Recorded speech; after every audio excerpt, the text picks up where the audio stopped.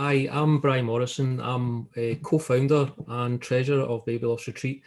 I just apologise, Julie will pop on, but we're on a radio station just now, so we're kind of doing two jobs just now. So once she's finished on there, she will jump on. Baby Loss Retreat, we formed it about 3 years ago. I don't know if you want to bring the start of the slide up now. Yeah, Chris. sure. Here we go. Just give me a sec.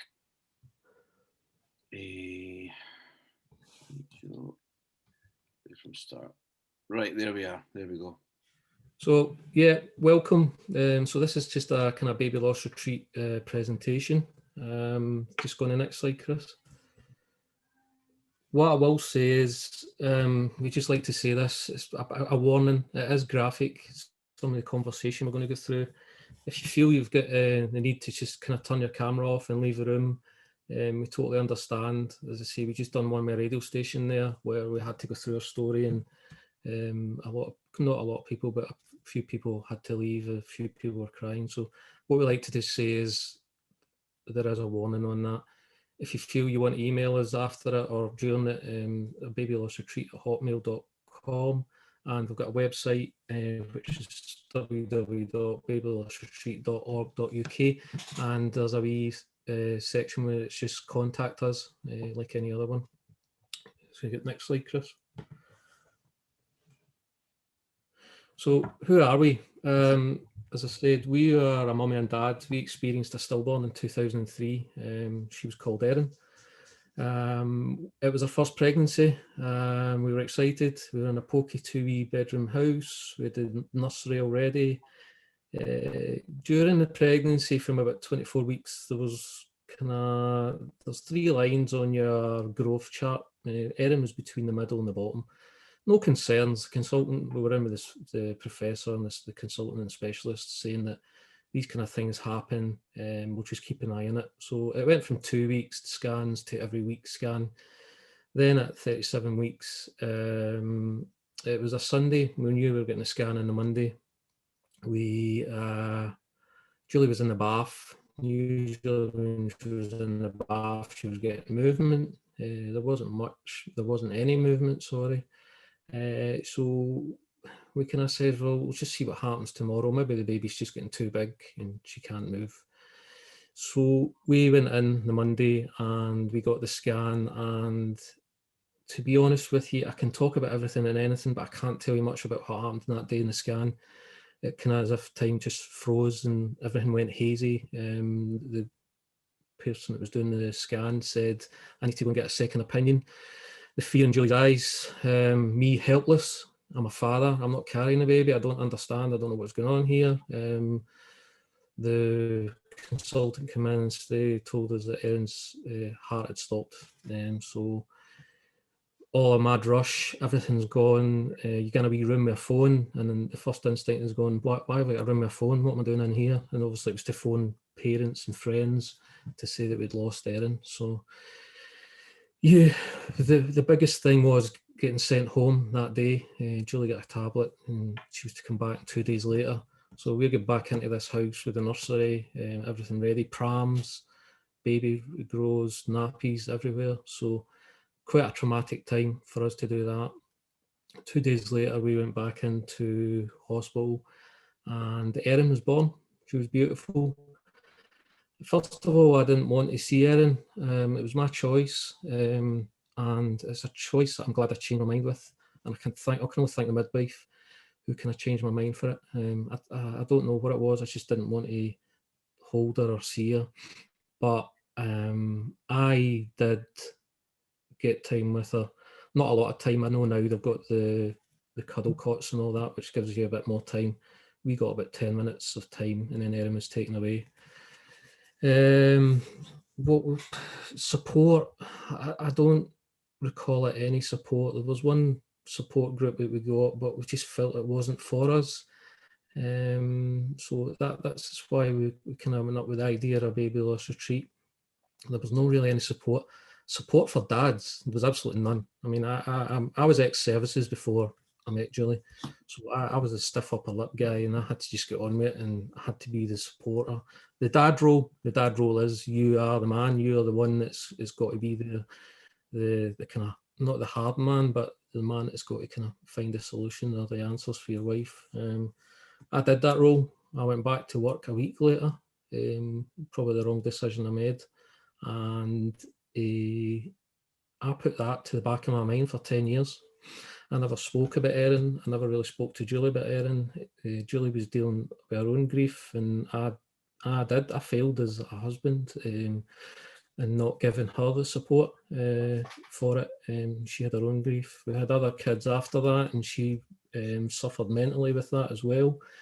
Even during the pregnancies, I don't think I liked any of the pregnancies, because every time I went in the scanning room, you get flashbacks. So aftercare and support for the families, for me, was very minimal, and that's the reason we brought in Baby Loss Retreat. So as I say, we've been running for 3 years now, and we have helped about over 250 parents. This year alone and last year, I think it's just the whole COVID thing. People's added anxiety, it's just gone through the roof. What we mean by added anxiety is we've got a lot of parents who've had a loss and now they're pregnant again. And through all that isolation, the husband's not allowed in the scan rooms and blah, blah, blah. There was a whole lot of different aspects of support we were giving out. So this year, again, we're talking about over 75 parents we've spoke to already this year.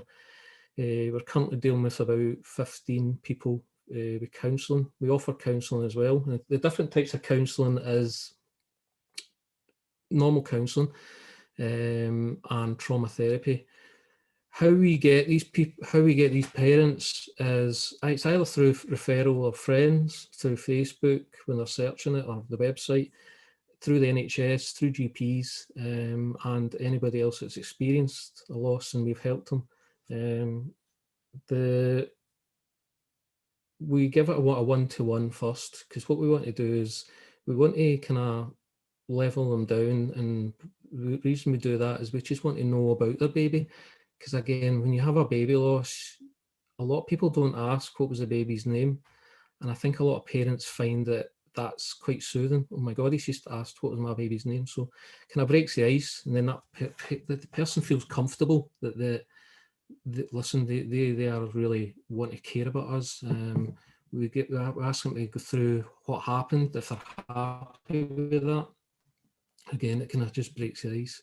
Then we kind of look at the level of support they've already had. If they haven't had any, we'll look at it, whether it's counselling or trauma therapy, because there is some traumatic experiences parents have went through, and counselling might not be the right thing for them. It might be kind of trauma therapy. Trauma therapy is more about the body and the kind of dealing with the stomach and the insides of you. So a lot of people feel that helps them to deal with the kind of traumatic experience they've went through. Chris, you go on the next slide. I don't know if I'm way ahead of myself.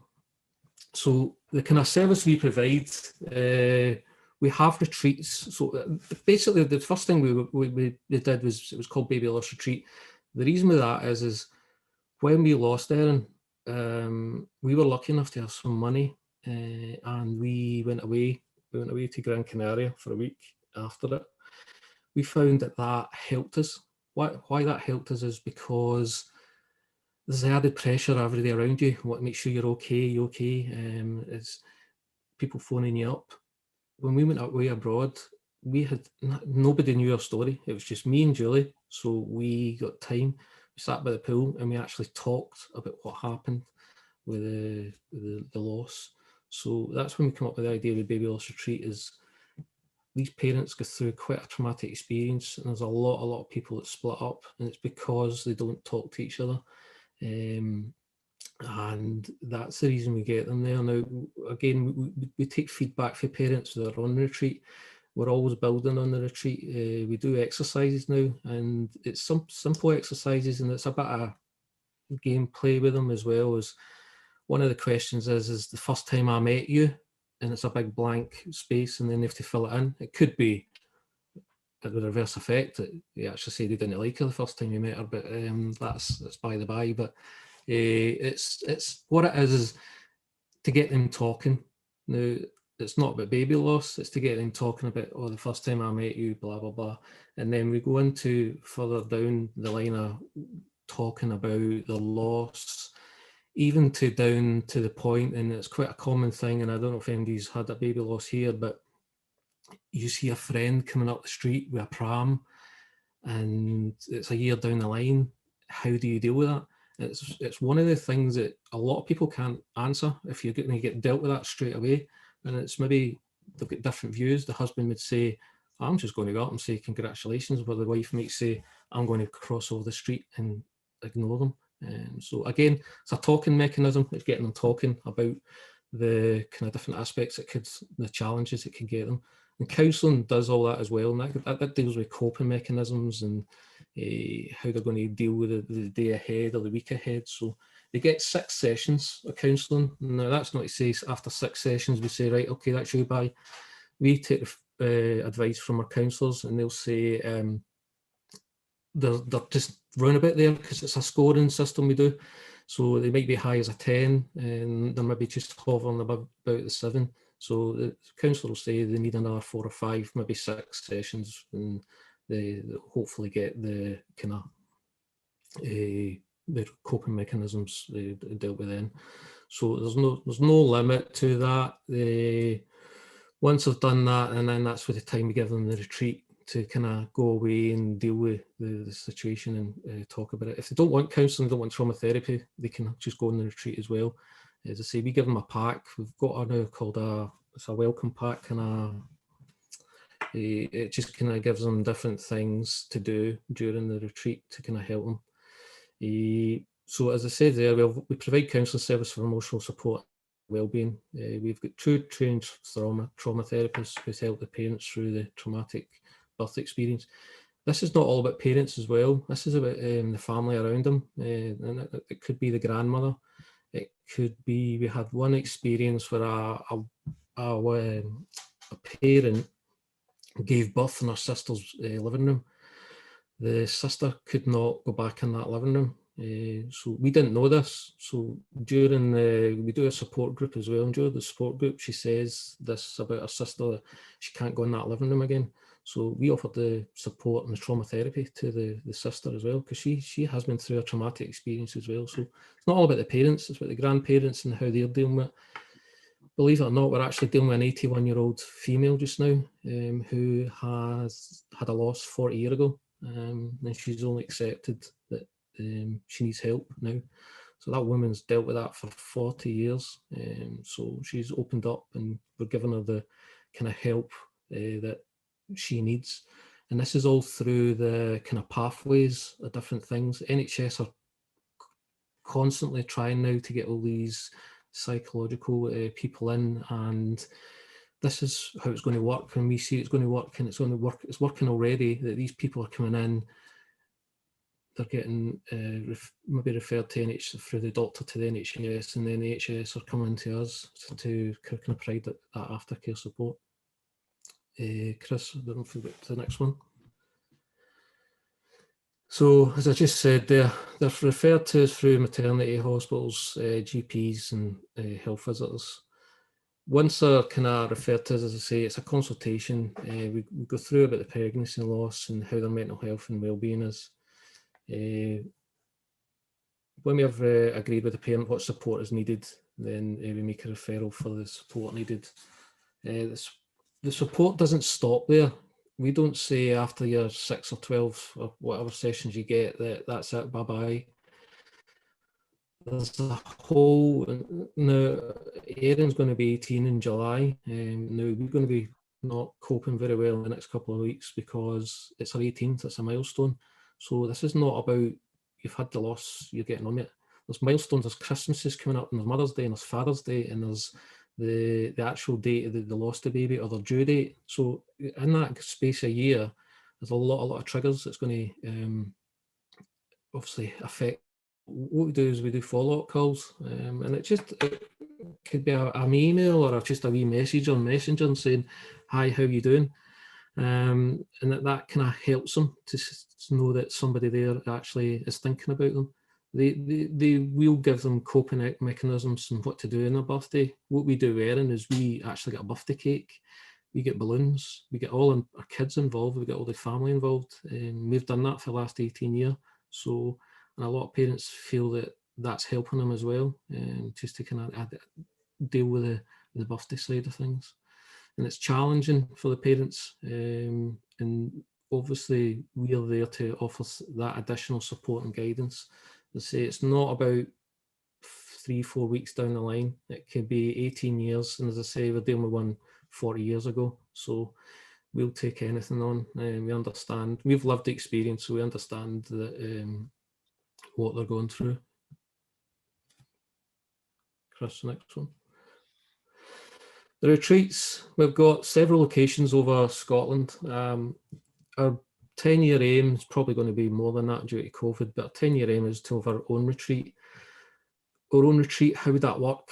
We would love to have somewhere that maybe had about 6 or 7 rooms, and we could have several parents in. But this retreat has got it, and we don't own it. It's just a place that we've found is. We did a monkey survey, and it was SurveyMonkey, sorry, and we found that we had to find out what's right for the parent to go on the retreat, and the overall response was it has to be in a location that's quiet, peaceful, and you can see with the views there, it looks on a loch down in Dumfries. One of the other ones has got a little hot tub in it, sort of an added thing. Peace and tranquility is the biggest thing that these parents need. They don't need the hassles and hustles and bustles of the city centres or anything like that around them. So it's amazing views is the added thing for them. As you can see there, that was my photograph of the sunset. It's one of the best sunsets that I've ever seen in my life, and it's absolutely stunning. We give parents as well, because we know there's a lot of parents that struggle financially. We give them vouchers for food as well when they're down there, because again, it's all right giving people a retreat down there, but they've got the added pressure of trying to find money for food. So we've got good funding there, so we give them a £40 voucher a day for food and drinks. Not the alcohol drinks. We had one mishap with that where they spent 80 quid in alcohol, so we've put a stop to that one. So as you see, feedback is about the most important thing for us. We do feedback forms for everybody, and you can see there it says it was modern, clean and tidy, all the thing you want to staying away. The views and overall atmosphere of the retreat just as to stay. It was really what we needed. Feedback's important, doesn't it? It's like anybody, you need the feedback, because if you're doing it wrong and you just keep doing it without listening to anybody, then it just becomes lame. We always take feedback, and we always take the kind of responses that people want, and it could be a simple idea that we've just not thought about, like the comfort bags. The comfort bags will be in the retreat, and it's got little things like even just a tea bag for a cup of tea, and we've got flowers, seeds that you can plant in memory of your child. We've got candles, and again, you can light that candle and the anniversary or Christmas and all that. So it's got Baby Love's Retreat on it. And as I say, a couple of the exercises. If you've got other kids, we've got colouring in books. So it's just simple things like that that we take out from the feedback. Plans for the future. Plans for the future for us, as I say, we've got a 10-year plan to have our own place. The added pressure when you've lost a baby, and we found that when Erin was born, just next door, somebody was going in the room with a baby screaming. It's not the right situation, and it's not the right place. And like as I say, we went back home, and we had the nursery and all that ready. So we want to give the people the option of, you don't have to go home, you don't have to sit in the hospital. Why don't you just come to the retreat? We can have specialised people there for them straight away to just kind of help them, and just to give them that time away. Because as I say, way at the back at the beginning of my conversation is that time away probably helped me and Julie just to kind of get away from everybody, and we see it as the right solution for coping with baby loss. And the added things after that, as I say, is the counselling and trauma therapy. That's it, Chris. So that's a kind of brief introduction with Baby Loss Retreat. So is there any questions that anybody would like to say? Yeah, well, thanks so much for that, Bryan. That was a really moving kind of talk you gave there, and just incredible work that your organisation is doing. So I've got a couple of questions, but before I jump in, does anybody else have anything that they would like to ask Bryan? No, not at the moment. That's fine. Christine's got her hand up, I think. Oh, I'm sorry. I can't see that. Christine. That's okay. Who can access your Baby Loss Retreat? Is it a particular area, or is it all over Scotland? No, Christine, we take any. We've had people from Inverness, Aberdeen, right down to Dumfries. Chris was asking me earlier on about people in England. Obviously, we're a Scottish charity. We can't deal with anybody down there, but we have got referrals to English charities that we deal with then. But any parent, because with the wonder of the COVID and the technology now, it's not about face-to-face counselling. We do it over the phone, and we do it on Zoom call. So we take any referral for any area. And as I say, we have had people from Inverness, Aberdeen, all the way up the West Coast as well. So yeah, the retreats, we've got one in Inverness and we've got 2 down south. So again, it's just about the time, if there's any space for that, the retreat. So we've had parents that can't, I mean, some of the locations are in the middle of nowhere, and it's very, very hard for transport side of things as well. So we as a charity, we've actually took parents down and picked them up and took them back up the road, because we don't see that as a hassle. We see it, the main thing is the retreat's important for them to get away and to reflect and talk. And is it just for parents, or can they take their family? No, they can take the family. We've got one of the rooms. One of them's a 1-bedroom room, but there's a big 4 or 5 bedroom room that they can take them all that as well. Because as we say, everybody else suffers. Children suffer as well. We're dealing with a NHS person just now that it's been a bit of a challenge with us, that we never even thought of that ourselves. Was parents coming to us and saying that maybe their 9 or 10-year-old's son has suffered as well through this loss, and what kind of help can you give them? We give them the support with the help that we've found, but there's waiting lists on that. So we went back to the NHS and actually said to them that we need a better pathway so that these kids as well can get the right support as well. And so it's one of the ones that we're working on just now. Thank you. Yes, Christine. So in terms of supporting children then, Bryan, that is a work in progress then, in terms of your conversations with the NHS then, is it? Yeah, it's just kind of went about there just now, so I think they want to talk to us about it as well. Because as I say, it's one of the ones that I understand there's waiting lists and all that in 6 weeks. Is that going to be the right time? Because it adds to the anxiety of the parent. She's had a loss, and she's got a kid that's not suffering very well. So I think we need to make sure that like ourselves, that support is there that day they want it. We've never turned them away. We've never said there's a waiting list on that. The only thing is a waiting list just now is the retreats, because we've had a backlog for a year of people trying to get on the retreat, so due to COVID. So we're looking at other locations around Scotland to make sure it's the right thing. So we could increase that to about 5 or 6 locations around Scotland. So just out of interest then, so what is the kind of waiting time then for anyone to come to one of your retreats? At the moment, we're fully booked up till about August, but with counselling and trauma therapy, there's no waiting list. We've got 5 counsellors, 2 trauma therapists, and they've got plenty of time. And as I say, we're dealing with 15 now. We could bring in another 15, 20 people to deal with that. There's no waiting list on the kind of counselling side of things. I think maybe the counselling is more important at that point, after the loss, because again, it's a kind of stepping stone just to make sure that they're okay, and then what we'll do is take them onto the retreat.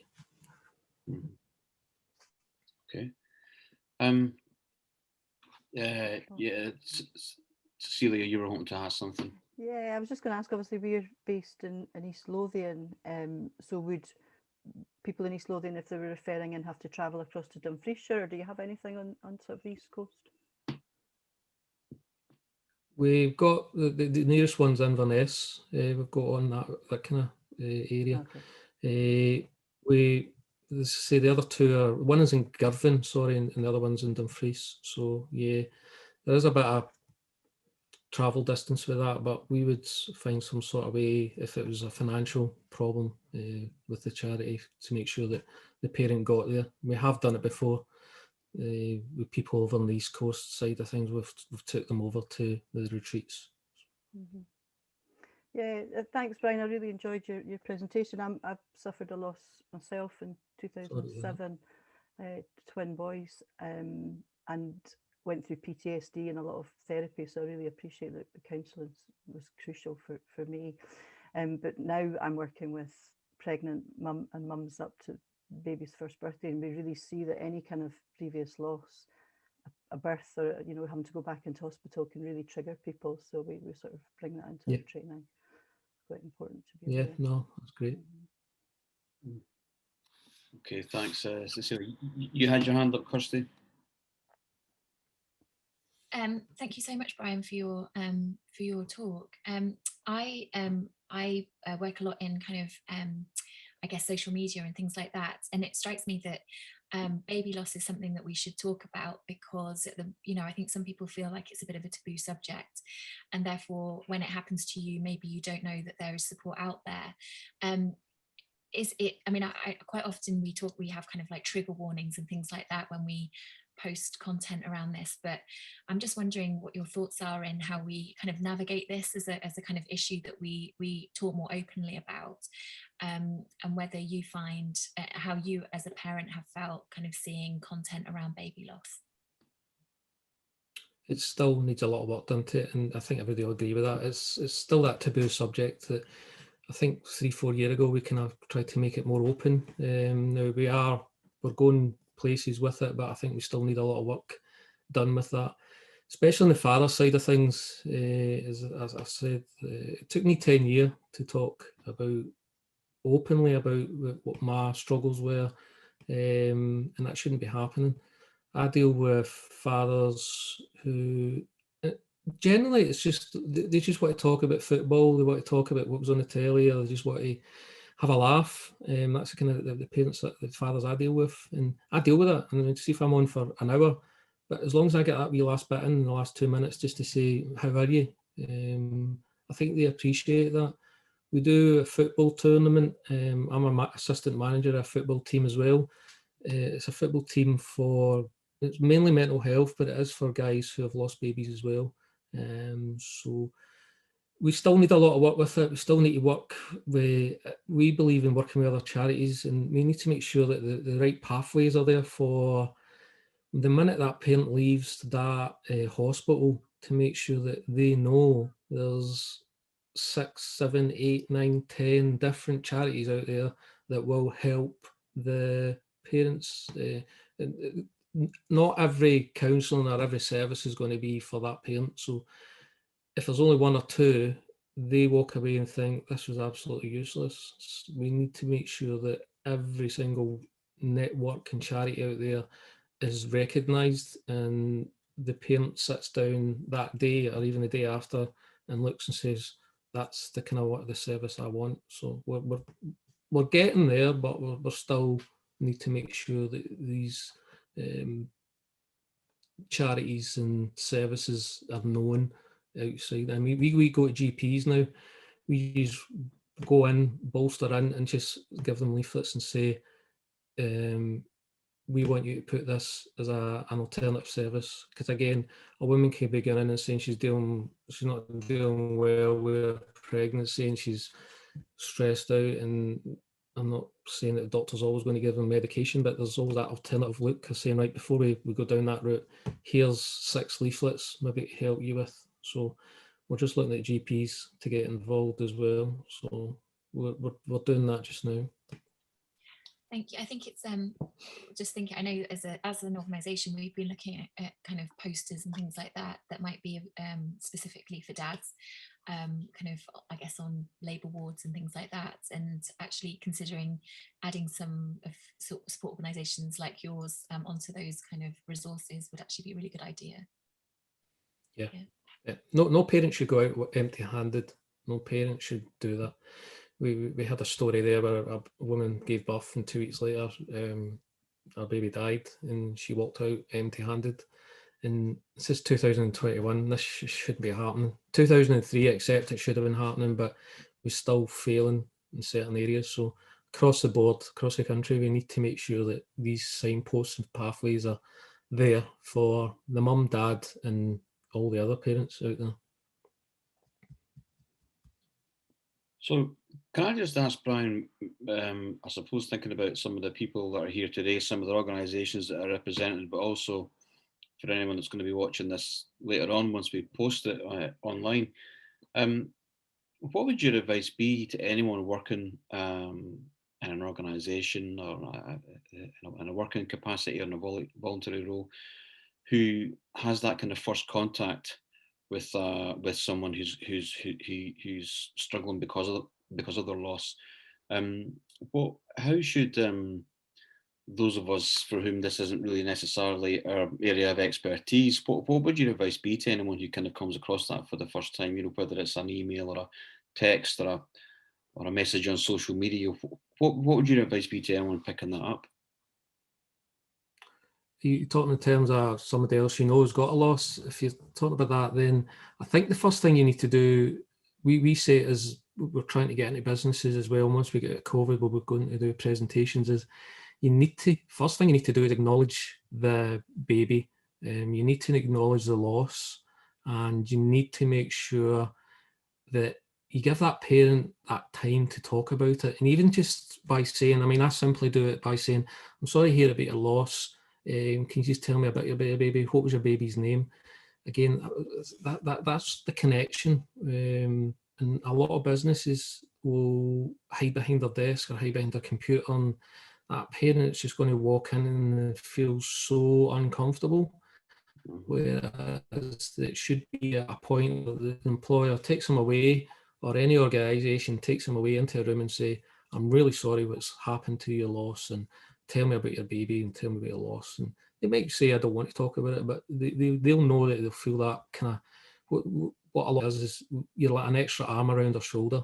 And a lot of organisations need to be learning to do that. They need to be that extra arm around the shoulder for these parents. Yeah, when you were talking there about the work that you've done and the work that you do, and what you're saying just there, what comes across quite strongly for me is that before you even get to that sort of level of expertise around, say, counselling or something like that, obviously you wouldn't counsel someone unless you were a trained counsellor, for example. But what comes through strongly for me in terms of how you describe the work that Baby Loss Retreat does is that there is a big emphasis on just that thing that we can all do, which is just talking. You know, which is as Kirsty sort of mentioned, it's like a few other subjects. It's still a bit of a taboo subject. People maybe don't know quite what to do, how to respond to someone who's struggling by that very thing that we can all do, which is just to talk and to be there. It seems to me that's almost the kind of the approach that works around all the work that you do as an organisation. Would I be right in saying that? That kind of seems to be quite a powerful thing. Absolutely. And I think training aspects of things need to be done as well. As I say, with employers, we're actually want to go into schools. Everybody will probably go, whoa, no, let's not talk about baby loss to children at schools. But what we're saying is they're going to go through their life. They might go through their life and no baby loss, nobody knows, no family member, no friend, no sister, no cousin. That would be a 1 in whatever chance of that. So we need to make sure that these people are trained. I deal a lot with, the last few years I've dealt a lot with people committing suicide in my line of work, I had absolutely no clue on what to do and know what to see the signs were and how to talk to people before they committed suicide. I got the proper training for that now. I feel more confident in talking to people about suicide.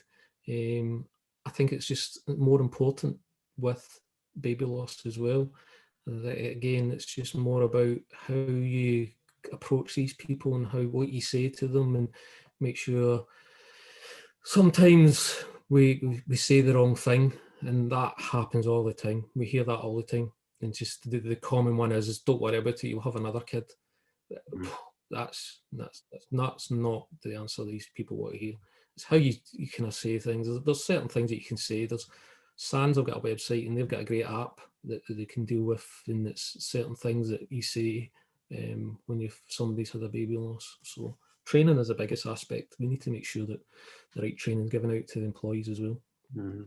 Training gives people quite a lot of confidence, as you say, in your own experience of dealing with suicide in the workplace. It's a confidence issue, really, isn't it, quite a lot of the time? Can I just ask, because I don't know, and I'm sure a few other people won't either, what does SANS stand for? Stillborn and Neonatal Death Society. Right, and is that a UK-wide charity or worldwide? I believe they've got SANS in Australia. So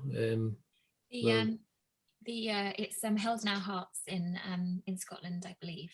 They've kind of rebranded a little bit. But if anyone's looking for it, I think it's held in our hearts. Sorry, Christine wants to. Held in Our Hearts is a separate charity. That's in Lothian. SANS UK covers the whole of the UK. Yeah, we deal with Held in Our Hearts, and again, if it's stuff that maybe we just want to refer them to Held in Our Hearts, we do deal with Nicola, and she'll likewise give us any referrals over to Glasgow. And that's the biggest thing, is we want to make sure that we're all working together. So as I say, we deal with charities down in England, because again, I'd never want a parent from England to come to us and say, I'm sorry, I can't help you. So we do have charities down in England as well that we can refer them to, and it's roughly about the same service. It's about the care, the support, and the aftercare. So that's the most important thing. So at the start of your talk, you mentioned when it came to your own experience, you had a kind of background in the services, and you were that sort of stiff upper lip kind of guy, which, to be quite honest, is probably not just men that have been in the services. It's probably to a large extent Scottish men in general. That's often and always been the way. But I was interested. Sorry, I should say Julie from Baby Loss Retreat is while we've been talking away. I didn't realise you popped up there, Julie. Julie's here as well too. So Julie and Bryan work together on Baby Loss Retreat. Just keeping quiet in the background there, waiting to answer any difficult questions. I wanted to ask though. Obviously, there's been, and I think we've touched on this quite a lot of time during DADx. We've had a lot of talk over the last year and a half around various mental health issues. We've had a presentation from Rory O'Connor around suicide and things like that. We talk a lot more now about mental health. I think we all know a lot more about mental health charities and mental health work. Most of us now that work in this sector know about people like Andy's Man's Club or Mind the Men, or all these different types of organisations where men do talk. But I'm interested, I suppose, to ask not just you, but the other people that are in the room here today as well. Maybe there's a bit of conversation we can open up here. That kind of the barriers that we see, I suppose, stereotypically, the barriers that men do put up, that kind of, I have to be the strong man, I have to be the carer, not the one that needs to be cared for. Bryan and Julie, first of all, is that still a big? I mean, that was your own experience, Bryan, but do you see that in a lot of the men and a lot of the partners that you continue to work with, or is it less so now? Do you think? No, I suppose they open up more, but when you first go there to a dad and you say, you'll get the odd one that just wants to open up and open the floodgates and tell you everything, and that's what we want. But there's still ones that say, yeah, I'm fine. But you just know that he's not fine. But it's how you, as I say, I approach it differently. I'll find out what they like, and I'll talk about anything with them, and I just want to make sure that they know that at the end of this, I'm just going to say, by the way, are you all right? And how's the wife, and how's the family, and how are you doing with it? And that just that wee snippet of information, just to kind of let that person know that I'm there. And if you're feeling maybe tomorrow night you're not feeling good, that person can come to me, and it does happen to me. Dad's grief in different ways, as I say. The football tournament as well. What the dads do, it's all dads that have lost kids, and we have a five-a-side tournament, and they build up their own five-a-side tournament, and we have a wee chat, and we get the t-shirts made with the baby's names on it, and that's probably their release, and that's their way of coping with things, and the response is amazing for it. And as I say, we've got our own football team now, and I'm assistant manager for as well. And again, we do training after it, 5 minutes, maybe even when the guys are sitting about, I'll just go up to everybody and say, how are you doing, blah blah blah. So we're not there yet. The dads, the men's side of things is really still at a point where they're not talking, but I think it's important that you just maybe give them that wee 2 minutes of time just to say, how are you? Mm-hmm.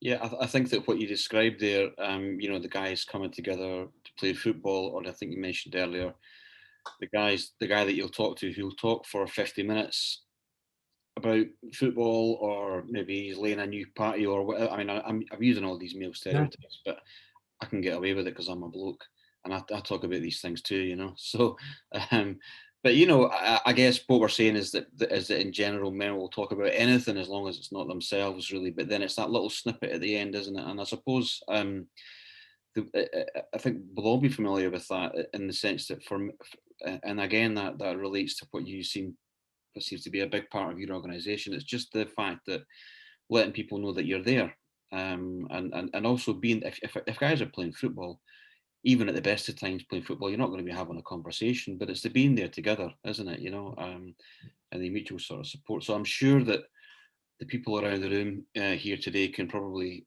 for the men that you've worked with, and it'll probably be the same for some of the mums and some of the women that you've worked with as well. It's not really about having that very personal conversation a lot of the time. I hope you don't mind, Doug, but I was just going to bring you in here because before we started the session, you were telling Bryan about a guy that you've been working with, and I think almost in a way it kind of encapsulates a lot of the stuff that you were talking about, Bryan, for parents who have held on to something for a long time and then addressed it after a certain amount of time, and how that happens. So, Doug, if it's not too much to ask, I wondered if you could just sort of describe, not necessarily the sort of detail of this guy that you're working with, but just really his circumstance, I suppose, and how that's worked for him, how he's managed to engage with you around this conversation, or what you're trying to do, and maybe some of the challenges you're coming across. Sorry to put you on the spot, Doug. Oh, that's all right. I think it's, and I think maybe first off, I'd say that you often get, as has been mentioned, you get very different reactions and very different take-ups. Some people are really happy to share a lot. Some guys, maybe most guys, hard to say, but they tend not to. And I think it comes up in, you're talking about broadly, we like to be strong. We're, and this we see constantly with men, even supporting their wives and partners through other issues. I must be strong. I mustn't be vulnerable. If I'm showing my partner I'm weak, that could upend everything, and so men take it on. So a lot of it comes around discussing, in this sort of new era we're in, where men are more free and are more willing to discuss mental health issues, these things come up. And so it's really a case of listening. I think, again, which is good practice across all the disciplines we do, is first sit and listen. Yeah, where are they coming from? What are they hearing? So so some of the dads I'm working with, and like you say, it's a taboo subject. So I think for mums it's a taboo subject. So for dads it's even more so, because you've not carried that child. You're not the one who's physically undergone that experience, and yet emotionally you are part of it, and you have struggled with it.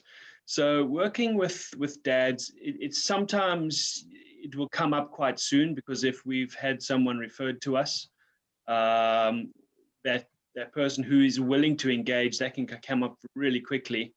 Other times you can ask, and you can get to a point where dads may come up with something. And I think one of the key elements is, part of this thing about being strong is that you're facing something that makes you feel completely powerless and weak. And I approach it more along the lines of along the issue of suicide. If you feel weak, you feel like a failure, how do you actually turn this into a strength? Because I think being strong in the right way is very positive. But being strong means you must be able to identify what's a threat to you.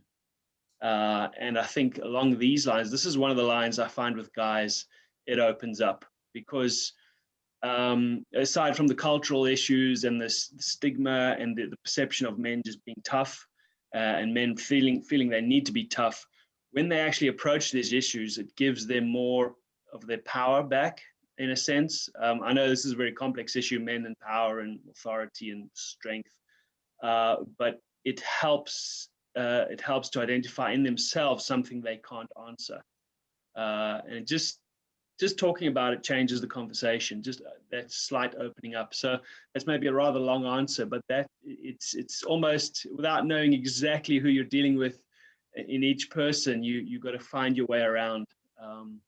So I think that's key, is, you know, people want to be strong. Mums want to be strong. They want to be able to sort of, well, I'm a mum, I can carry it. But when we face these things that are taboo, we feel we're powerless. We can't speak to anyone. And just being able to listen and elicit just a small response, a small step towards dealing with this loss is the best thing. Thanks very much for that, Doug. Yeah, I think that I guess what you've described there is just your own experience in Holmeslark, Glasgow South, I suppose, at the moment. Your experience with essentially doing what Baby Loss Retreat has tried to do for the last few years, which is to be there and to listen. And earlier we mentioned the importance of talking, but it is about talking. Listening while you're talking. It's that kind of conversation, isn't it, that you're having, where it's very much about on the other person's terms, isn't it, at his or her pace.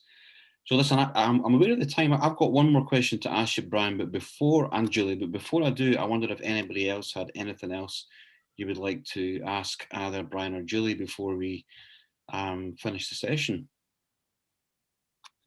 If not, oh, sorry, Cecilia, you've got something?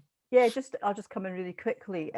So I used to work for Held in Their Hearts a few years ago, and we found that I ran about 6 support groups, and men just weren't coming to the support groups, or if they did come with their partners, or if I worked with couples, the men would sit back and let the women speak, and they wouldn't say anything, and we just found we couldn't reach them.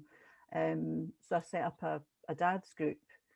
And we said, do you want to play football? Do we want to? So they didn't want to come to the place where the groups were. They didn't want to sit around drinking tea and coffee and eating biscuits and talking. And they didn't want to be with their partners.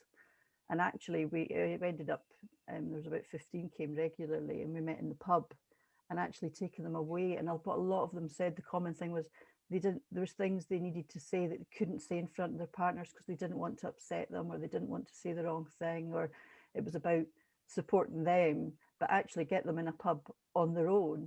And I couldn't believe how much they did want to talk and how much they shared their feelings and stuff, but it was getting them in the right environment away from everything else and giving them that space, and it worked really well. Yeah, and they did play football and golf, and they did other things as well, but yeah, just sitting in the pub in a relaxed environment seemed to help them open up.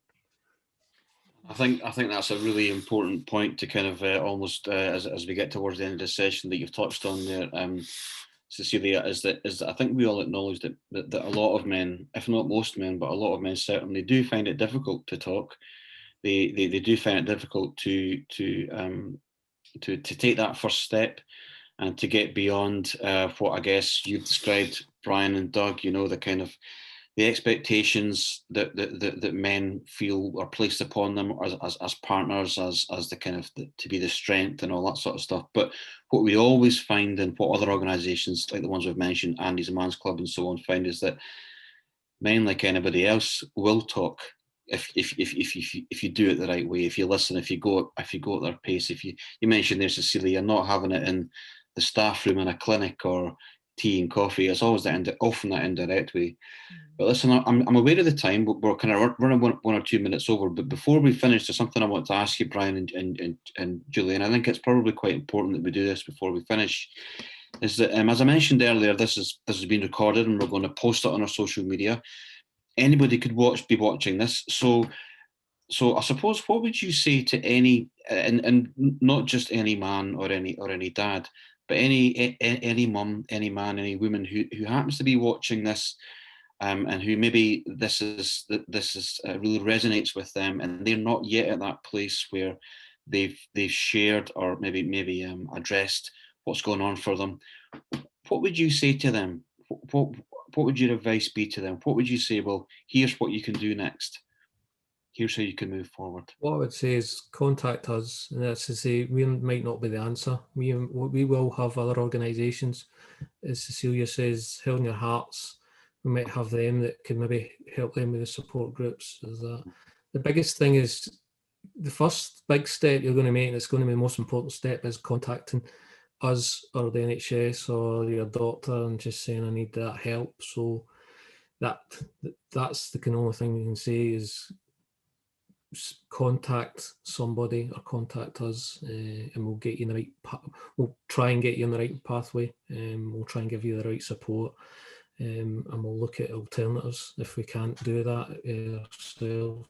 Julie will probably back me up on that. She deals with it more, but I don't know if you want to come on, Julie. Could you deal with the kind of parents one-to-one? Yeah, obviously it's reaching out for support when they're ready. Not everybody's ready for that kind of support as well. It's recognising when they are ready, then that's when to come in for the support that's needed. And obviously I do one-to-one with the parents, whether it be male or female, just to come in and have a chat and talk, and then we can decide what support you're needing, and we can guide you in that direction. You're not alone. That's the thing. There's people here that will support you. Mm-hmm. And we'll at the start of the presentation we share, well, during your presentation we shared your kind of contact details and stuff. So even that first step, I suppose, can be it can be as anonymous as somebody wants it to be. Yeah. You don't even have to talk. It could just be a couple of words, an email, something. Mm-hmm. And it's about going at everybody's own individual pace, really, I think, is what it sounds like. And I think what's come through loud and clear as well throughout the past hour is that it doesn't matter where you are geographically, or it doesn't matter what your circumstances are. If you can't support an individual directly, then you'll certainly be doing everything you can to make sure that the right support will be there for them in some way, shape, or form. And you mentioned earlier about your retreats. You've got a handful dotted around the country. You do your best to get people to these places when you can, and so on. So great. So can I just say one more thing? Sorry. Of course, absolutely. On you go. Just a wee plug. It's Erin's 18th birthday on the 9th of July. So on the 30th of June, myself and Julie are going to walk the John Muir Way, which is from the west coast of Helensburgh to Dunbar. It's going to take us about 8 days. We're going to do it with just us in a tent. So keep an eye on the Facebook Lives. We've got loads of sponsors. We've got McDonald's, we've got nutrition bars at Asda. So we've got lots of support there. So we hope to see your support, and maybe if you even want to come along for a walk, you can see where we are, and we will welcome everybody for that. Well, that sounds brilliant, and I'm sure everybody will be able to follow you on. Will you be keeping everybody updated on Twitter or something like that, in terms of your progress? Or yeah, we'll show you my blisters as well. Well, I'm not sure at what point in the walk that the midges, that you kind of leave the midges behind between Helensburgh and Dunbar. I'm sure it'll be somewhere sort of slightly east of Glasgow. Yeah, who knows? But listen, that's brilliant. Yeah, well, good luck with that. Hopefully you get the weather for that as well. Or maybe not. Sometimes when you're doing these things, it's nice to get a bit of rain, isn't it? You know. But yeah. so listen, well, listen, thanks so much, Bryan and Julie, for coming along and telling us about the work that you've been doing and about your organisation.